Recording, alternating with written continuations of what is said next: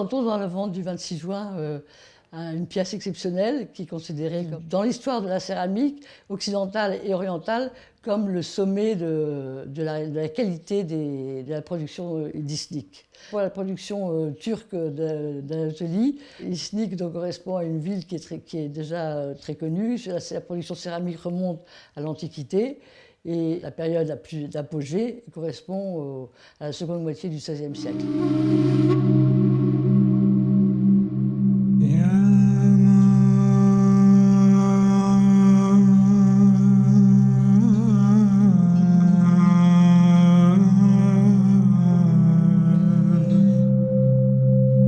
Permet d'attribuer cet objet à la période d'apogée de la production d'Iznik, c'est sa très belle qualité d'exécution, avec un blanc éclatant du fond sur lequel les émaux polychromes se détachent très bien. Cet objet présente le décor floral caractéristique de cette seconde moitié du XVIe siècle, où chaque espèce est facilement identifiable, car très bien observée. Alors on peut voir par exemple des jacinthes,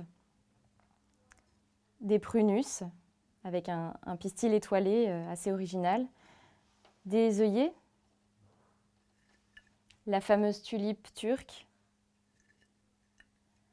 une rose épanouie ou en bouton, des églantines, auxquelles s'ajoutent des fleurs tout droit sorties de l'imagination des artistes, telles que cette fleur composite. Le trait utilisé pour réaliser ces fleurs est d'une très grande finesse et il y a un réel effort de composition de ces espèces florales avec des tiges extrêmement courbes, avec un espacement très régulier qui montre vraiment tout le talent des artistes de l'époque. Cet objet présente une monture métallique qui vient remplacer le col initial et qui vient cercler le pied de l'objet. Cette monture est en alliage métallique, en alliage cuivreux, et présente un décor finement ciselé sur un fond guilloché. Ce décor reprend exactement le même répertoire décoratif que celui de la panse. Habituellement, les montures que l'on trouve sur les pièces d'Iznik sont tardives, sans doute posées au XIXe siècle pour remplacer un élément qui a pu se casser avec le temps.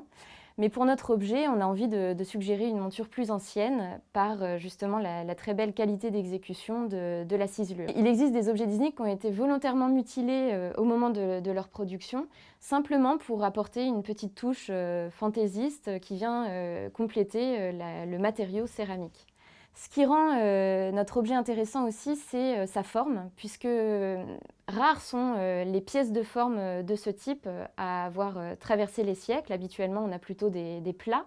La chose la plus extraordinaire, c'est la qualité des émaux, qui sont vraiment des émaux sur un fond parfait. Ce qui est particulier à Iznik, ce n'est pas du tout une faïence, comme beaucoup de gens penseraient que c'est une faïence.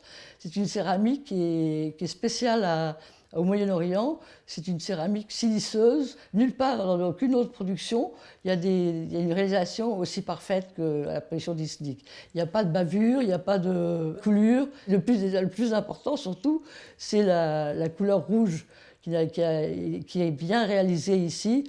Et le rouge notamment est très difficile à obtenir comme couleur. C'est ce qu'on appelle le rouge tomate. Ça fait la gloire des Iznik. Et maintenant, c'est ce qui fait le plus cher aussi, souvent sur le marché de l'art, parce que c'est la perfection même.